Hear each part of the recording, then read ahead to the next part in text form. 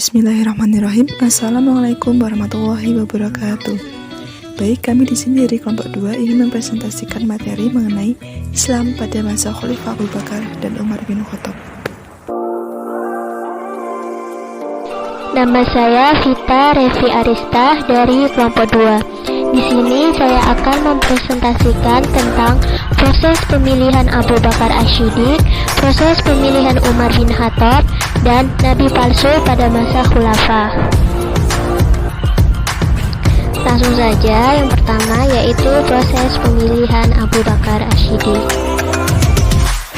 Wafatnya Rasulullah SAW pada hari Senin tanggal 12 Rabiul Awal 11 Hijriah bertepatan dengan tanggal 8 Juni 622 Masehi. Rasulullah SAW tidak pernah berwasiat tentang siapa dan kelompok mana yang harus menggantikannya sebagai pemimpin politik umat Islam sepeninggalnya. Beliau tampaknya menyerahkan persoalan tersebut pada kaum muslimin sendiri untuk menentukannya. Oleh karenanya, muncul problem tentang siapa yang pantas menggantikan Nabi SAW. Kelompok Muhajirin dan Ansor masing-masing mengklaim bahwa merekalah yang paling berhak menggantikan posisi Nabi. Sa'ad bin Ubadah, salah seorang tokoh Ansor, berinisiatif menggagas pertemuan di Balai Saqifah Bani Sa'adah di kota Madinah untuk membicarakan soal pengganti Nabi Muhammad SAW. Pertemuan tersebut dihadiri sejumlah tokoh dari kelompok Muhajirin seperti Abu Bakar Asy-Syiddiq, Umar ibnu Al-Khattab, Abu Ubaidah, dan Ibnu Abi Jarrah. Muhammad S.L.W.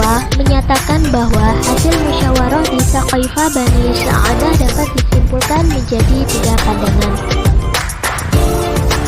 Yang pertama yaitu sahabat Ansor, karena membantu Rasulullah SAW serta mempertahankan iman mereka dengan jiwa dan hartanya, merasa bahwa jabatan khalifah atau jabatan pengganti Rasulullah sebagai pemimpin umat atau khalifah berhak milik mereka. Mereka menilai bahwa kaum muhajirin atau imigran telah menerima kebaikan hingga diterima tinggal menjadi penduduk Madinah, karena mereka tergolong dalam kelompok mereka.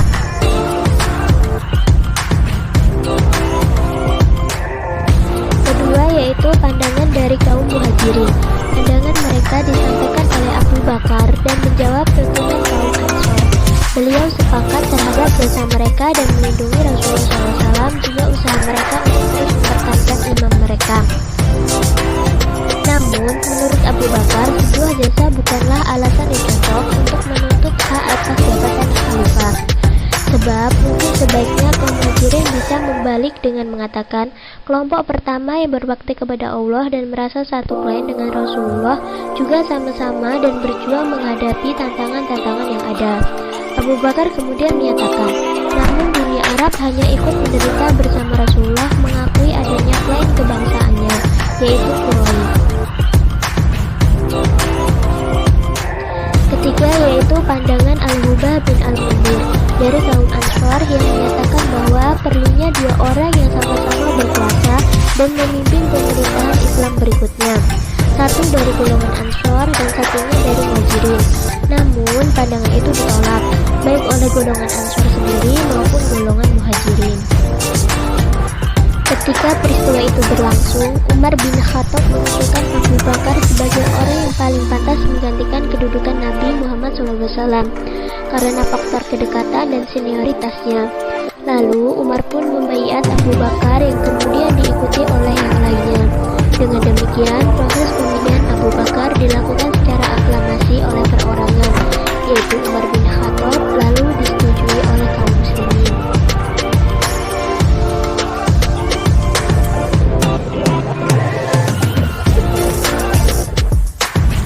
Kemudian perlu digarisbawahi bahwa permasalahan awal setelah wafatnya Rasulullah SAW tentang siapa pengganti Rasulullah membuktikan bahwa sejak awal yang karenanya karakter yang diperlihatkan umat Islam begitu serius dalam membicarakan persoalan politik, sehingga antara kaum Ansor dan Muhajirin begitu alat berdebat di Saqifah Bani Sa'adah karena masing-masing kelompok merasa layak menjadi pengganti Rasulullah. Itulah tadi suatu proses pemilihan Abu Bakar Asy-Syiddiq. Yang kedua yaitu proses pemilihan Umar bin Khattab. Berbeda dengan Abu Bakar, tidak terjadi perselisihan di kalangan umat Islam pada saat pengangkatan Umar bin Khattab sebagai khalifah. Yang demikian memang sudah diantisipasi terlebih dahulu oleh Abu Bakar. Ketika Abu Bakar masih terbaring sakit, beliau mengundang tokoh-tokoh terkemuka dari kalangan Ansar dan Muhajirin. Di antara mereka adalah Abdurrahman bin Auf, Utsman bin Affan, dan Talha bin Ubaidillah.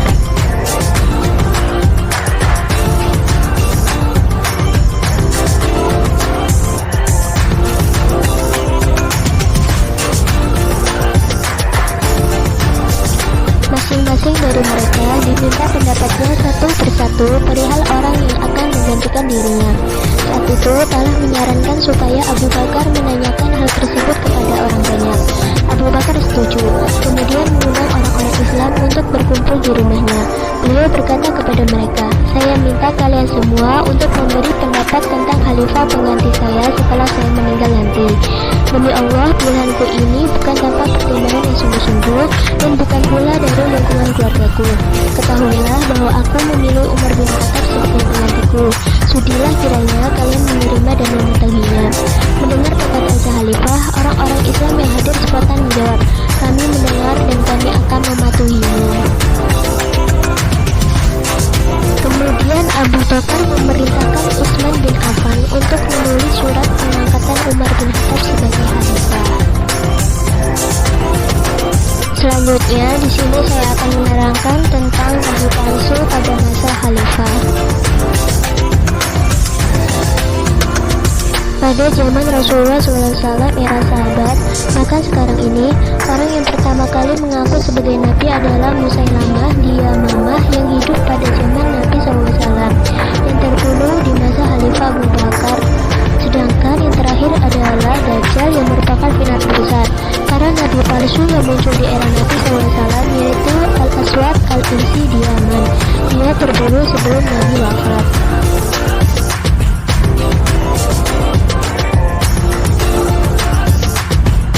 Pada zaman sahabat adalah Talayhah bin Huwailid Al-Asyadi dan Ziyah At-Tamaniyah serta Mukhtar bin Abu Ubaid As-Saqaifi yang keluar dan menyerang kota Kufah pada masa Khalifah Ibnu Jubair. Ketika mulai usia, Mukhtar menampakkan rasa cinta kepada ahli bait. Lalu ia mengaku sebagai nabi dan mengklaim bahwa malaikat Jibril pernah menemuinya atau memberikan wahyu. Akhirnya muncul nabi palsu bernama Al-Harits Al-Kadzab pada masa Khalifah Abdul Malik bin Marwan, lalu ia terbunuh.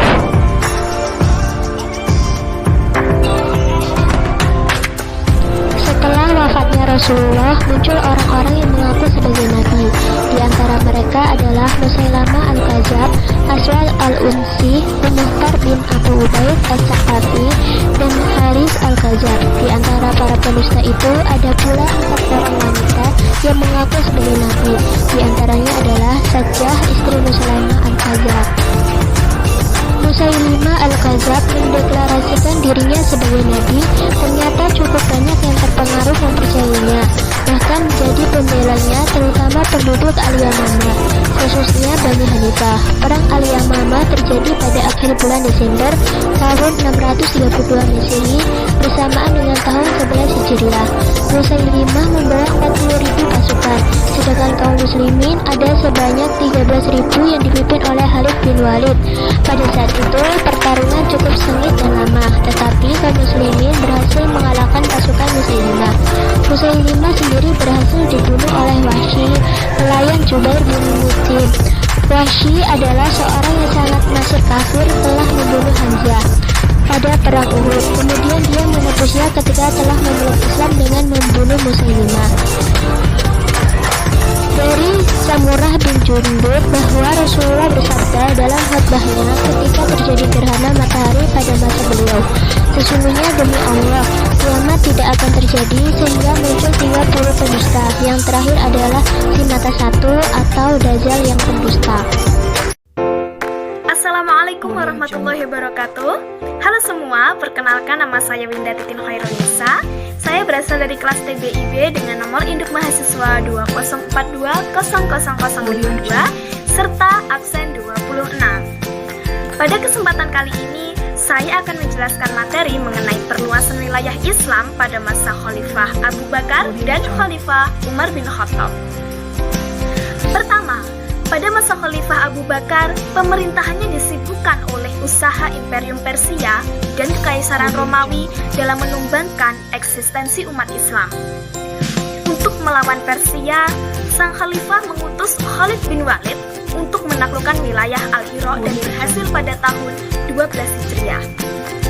Untuk menanggulangi perlawanan dari pasukan Romawi, maka sang Khalifah mengutus Yazid bin Abi Sufyan untuk menaklukkan wilayah Damaskus, Syurahbil bin Hasanah untuk wilayah Yordania, Abu Ubaidah bin Jarrah untuk wilayah Hims, dan yang terakhir adalah Amr bin As untuk wilayah Palestina. Akan tetapi, tentara Islam kecuali pasukan Amr bin As mengalami kendala saat melakukan peperangan. Kemudian untuk menanggapi hal itu, maka Abu Bakar mengutus Khalid bin Walid untuk memimpin seluruh pasukan dan membantunya, dan Khalid bin Walid pun menjalankan instruksi Abu Bakar. Kemudian akhirnya mereka pun berhasil memenangkan pertempuran. Dan penaklukan berikutnya dilanjutkan oleh Khalifah kedua, yakni Khalifah Umar bin Khattab. Kemudian kita beralih pada masa Khalifah Umar bin Khattab. Pada masa pemerintahannya, Khalifah Umar bin Khattab berhasil melakukan beberapa penaklukan yang sangat besar, di antaranya adalah penaklukan kota Damaskus. Penaklukan ini dipimpin oleh Abu Ubaidah bin Jarrah, Khalid bin Walid, Amr bin As, Syurahbil bin Hasanah, dan Yazid bin Abi Sufyan. Penaklukan ini dikenal melalui Perang Yarmouk. Dan pada saat peperangan yang telah menewaskan ratusan ribu pasukan Romawi, maka pasukan Romawi mengirim utusan untuk menemui Abu Ubaidah untuk menawarkan penyerahan kota Damaskus secara damai. Kemudian Islam pun berhasil menaklukkan kota ini pada tahun 635 Masehi. Kemudian kita beralih pada penaklukan Al-Madain. Penaklukan ini dipimpin oleh Sa'ad bin Abi Waqqas. Perlahan-lahan pasukan lawan pun mulai menyerah, dan sisi pasukan terakhir dikalahkan dalam pertempuran Nahawan pada tahun 642 Masehi. Wilayah ini menjadi titik tolak terhadap penaklukan wilayah-wilayah Persia lainnya. Perang ini dikenal dengan Perang Qadisiyah. Selanjutnya kita beralih pada penaklukan wilayah Mesir. Penaklukan ini diawali oleh sampainya pasukan Muslim ke akses kota Aris pada tahun 18 Hijriah. Kemudian berhasil melumpuhkan Al-Faroma pada tahun 19 Hijriah. Kota Babilonia juga tak luput dari misi penaklukan ini dan berhasil dikalahkan pada tahun 20 Hijriah. Iskandaria, yang saat itu menjadi ibu kota Mesir, juga ditaklukkan pada tahun 20 Hijriah. Nah, penaklukan yang tak kalah penting dan tak kalah hebatnya pada masa pemerintahan Umar bin Khattab adalah penaklukan Baitul Maqdis. Strategi peperangan yang diterapkan pada saat itu adalah penyerangan Abu Ubaidah dari sisi utara, Amr bin As dan Syurahbil bin Hasanah dari sisi selatan, disusul oleh Yazid bin Abi Sufyan dengan menawan beberapa daerah di sekitarnya. Kemudian, Abu Ubaidah meminta kepada para penduduk untuk menerima Islam dan patuh membayar jizyah. Kemudian mereka pun setuju dan menerima Islam dengan cara perdamaian. Baik, selanjutnya yaitu masa kepemerintahan Khalifah Abu Bakar dan juga Umar bin Khattab. Yang pertama yaitu masa kepemerintahan Khalifah Abu Bakar. Secara umum, dapat dikatakan bahwa pemerintahan Abu Bakar As-Siddiq melanjutkan kepemimpinan sebelumnya, baik kebijakan dalam agama maupun terhadap kenegaraan. Pada masa Abu Bakar As-Siddiq, jalannya kenegaraan menjadi salah satu bentuk eksistensi pemerintahan Islam. Kebijakan dalam kenegaraan pada masa Abu Bakar terdiri dari 3 bagian, antara lain yang pertama yaitu bidang eksekutif. Dalam bidang eksekutif, pendelegasian terhadap tugas-tugas pemerintahan di Madinah. Misalnya, untuk pemerintahan pusat menunjuk Ali bin Abi Thalib, Utsman bin Affan, Zaid bin Sabit sebagai sekretaris, dan Abu Ubaidah sebagai bendaharawan. Untuk daerah kekuasaan Islam dibentuklah provinsi-provinsi, dan untuk provinsi ditunjuk seorang amir. Yang kedua yaitu pertahanan. Dalam bidang pertahanan, Abu Bakar mengorganisasikan pasukan yang ada untuk mempertahankan eksistensi keagamaan dan pemerintahan. Pasukan itu disebarkan untuk memelihara stabilitas di dalam maupun di luar negeri. Yang ketiga yaitu sosial ekonomi. Sebuah lembaga mengelola harta benda yang didapat dari zakat, infak, sedekah, ghanimah, dan lain-lain. Penggunaan harta tersebut digunakan untuk gaji pegawai negara dan untuk kesejahteraan umat sesuai dengan aturan yang ada. Yang kedua yaitu menetapkan jalan musyawarah sebagai pemutus perkara dan mengangkat Dewan Syura. Abu Bakar As-Siddiq memilih Umar bin Khattab sebagai pemimpin Dewan Syuara atau sama dengan ketua Dewan Legislatif. Yang ketiga yaitu Abu Bakar membentuk Dewan Syariah sebagai penasihat bagi lembaga peradilan Islam yang bertugas untuk memutuskan berbagai perkara yang dihadapi umat Islam. Abu Bakar juga mengangkat Umar bin Khattab sebagai perwakilan untuk wilayah Madinah. Kemudian dalam bidang perekonomian, pada masa Abu Bakar, kegiatan Baitul Al-Mal atau Bait Al-Mal masih tetap seperti pada masa Muhammad. Harta Bait Al-Mal tidak pernah menumpuk dalam jangka waktu yang lama karena langsung didistribusikan kepada seluruh kaum muslimin. Yang ketiga yaitu dalam bidang pendidikan. Pada masa ini, penulisan Al-Quran pada zaman Nabi Muhammad masih belum tersusun sesuai hafalan para sahabat. Kemudian dituliskan kembali dan dijadikan satu mushaf oleh para sahabat. Pendidikan pada masa Abu Bakar hanya melanjutkan pendidikan yang sudah ada pada zaman Rasulullah. Pendidikan pada masa ini belum mengalami perkembangan yang begitu berarti karena Khalifah Abu Bakar banyak disibukkan oleh keadaan pemerintahan yang kurang kondusif dan perlu perhatian penuh. Selanjutnya yaitu masa kepemerintahan Khalifah Umar bin Khattab. Yang pertama yaitu sistem pemerintahan. Kepemimpinan Umar selama menjabat sebagai khalifah telah dicatat dalam sejarah sebagai kepemimpinan yang sangat dibanggakan, baik di bidang politik, teritorial, sosioekonomi, maupun sosiokultural. Lalu, Umar mencanangkan administrasi atau tata negara, yaitu yang pertama khalifah atau Amirul Mukminin yang berkedudukan di ibu kota Madinah dan mempunyai wewenang sebagai pemegang kekuasaan. Yang kedua yaitu wali atau gubernur yang berkedudukan di ibu kota provinsi dan mempunyai kekuasaan atas seluruh wilayah provinsi. Yang ketiga yaitu pejabat. Tugas pokok pejabat mulai dari khalifah, wali, beserta bawahnya bertanggung jawab atas maju mundurnya agama Islam dan negara. Di samping itu, mereka juga sebagai imam sholat 5 waktu di masjid. Yang keempat yaitu Dewan-Dewan Negara.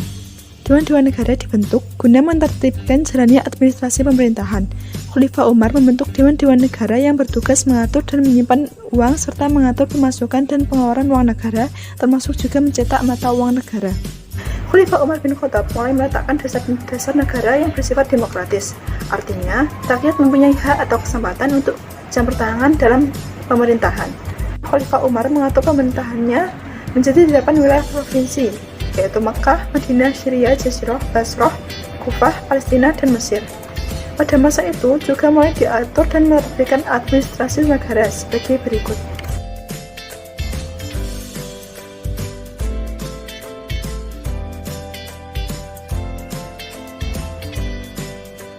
Kemudian, untuk mendistribusikan harta Bait Al-Mal, Khalifah Umar mendirikan beberapa lembaga yang dianggap perlu. Selanjutnya yaitu ekonomi. Dan berpijak pada ayat-ayat Al-Quran, Umar bin Khattab mulai memperhatikan harta kekayaan negara yang sumber pendapatannya semakin bertambah banyak. Sumber devisa negara yang dominan adalah zakat, harta rampasan, fai, jizyah, ghanimah, kharaj, dan zakat perdagangan sebesar 10%. Ghanimah merupakan hal-hal yang dirampas oleh orang-orang Islam dari tentara kafir, tanah, tawanan perang seperti laki-laki, perempuan, anak-anak, dan harta yang dapat dipindah-pindah seperti budak, dirham, pedang, dan sebagainya. Pembagian ghanimah pun dibagi menjadi 3 macam, antara lain.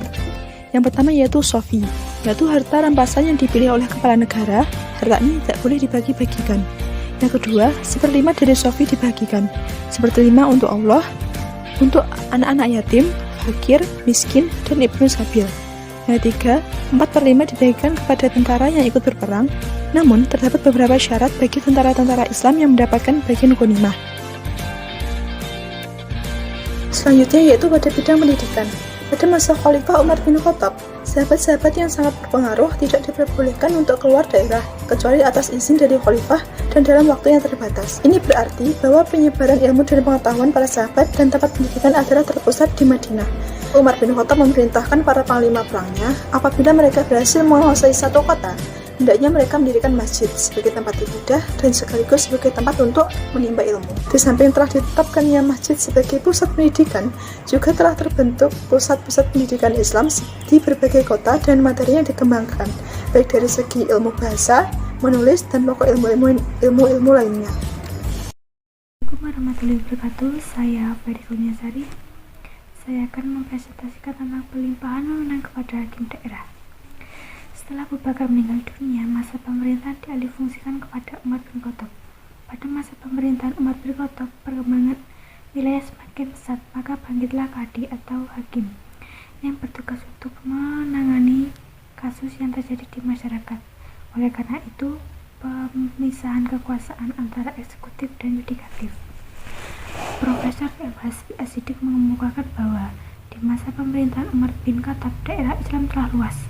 Tugas-tugas yang dihadapi oleh pemerintah dalam bidang politik, sosial, dan ekonomi telah berbagai corak ragamnya, dan pergaulan orang-orang Arab dengan orang-orang lain pun sudah sangat erat, dan terjadilah pertemuan kebudayaan. Karena itu, Khalifah Umar tidak dapat menyelesaikan sendiri perkara-perkara yang diajukan kepadanya. Khalifah Umar mengangkat Abu Darda untuk menjadi hakim di Madinah, Syuraih di Basrah, Abu Musa al-Asy'ari di Kufah, Utsman bin Qais bin Abil As di Mesir, sedang untuk daerah Syam diberi pula hakim sendiri.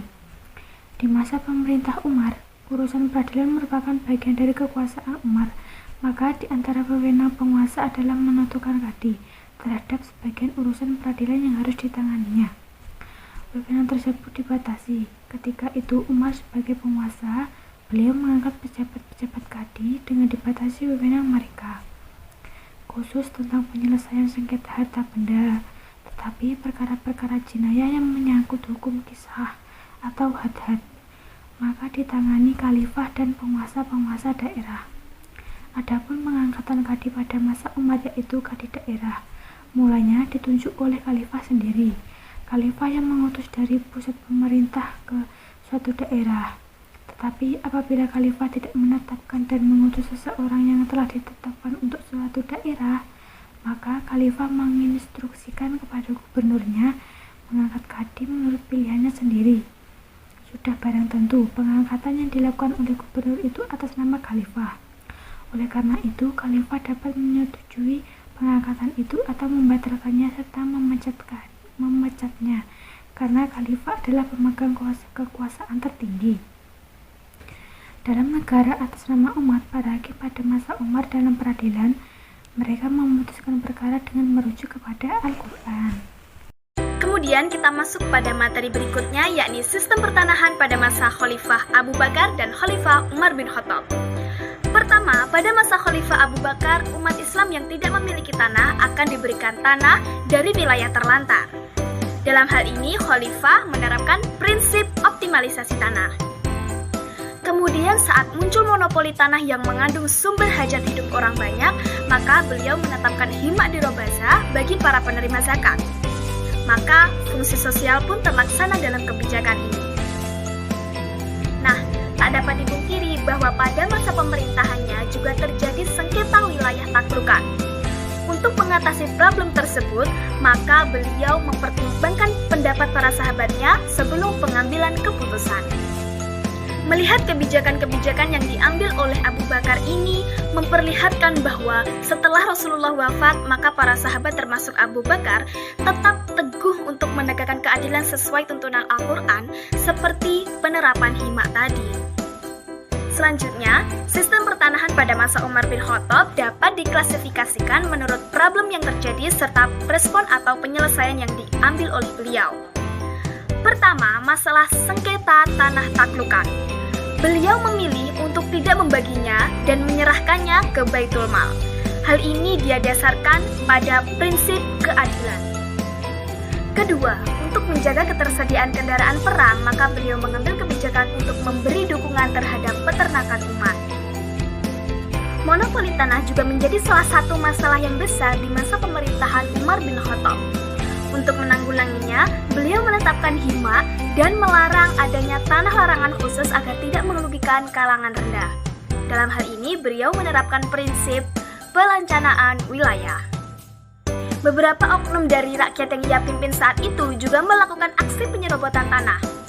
Menanggapi hal itu, Umar pun menetapkan beberapa aturan-aturan mengenai penghidupan lahan mati. Dengan begitu, beliau menerapkan prinsip pencegahan sengketa. Terjadi pula problem penyalahgunaan pemberian tanah, dan beliau pun melakukan penertiban peruntukan tanah sesuai dengan tujuannya. Dengan begitu, ia telah mengaplikasikan prinsip fungsi sosial. Untuk mengatasi kemiskinan, beliau menyewakan Baitul Mal dengan sistem bagi hasil, dengan ketentuan sebagai berikut. Apabila pengairan berasal dari air hujan, maka 2/3 bagiannya adalah milik Baitul Mal, dan 1/3 bagiannya adalah milik penanam. Namun, apabila pengairan berasal dari air timba atau saluran irigasi, maka 2/3 bagiannya adalah milik penanam, dan 1/3 bagiannya adalah milik Baitul Mal. Dalam hal ini, beliau telah mengaplikasikan prinsip mobilitas pengelolaan tanah. Terakhir adalah masalah pemilikan tanah dalam jumlah besar, maka pemberian tanah tersebut hanya diatur sesuai dengan kebutuhan penerima tanah. Dilihat dari kebijakan-kebijakan yang diambilnya, pemerintah Umar bin Khattab sangat berkompeten untuk menghapuskan kemiskinan. Ia tak ingin harta umum hanya dinikmati oleh segelintir orang saja. Nah, itulah tadi penjelasan perbab mengenai topik Islam pada masa Khalifah Abu Bakar dan Umar bin Khattab. Apabila audiens memiliki pertanyaan atau sanggahan, bisa kalian sampaikan di forum diskusi e-learning. Kami akan berusaha untuk memberikan jawaban terbaik bagi pertanyaan Anda. Saya Winda Titin Khairunisa dan rekan-rekan saya dari kelompok 2 pamit undur diri. Stay safe and stay healthy. Wassalamualaikum warahmatullahi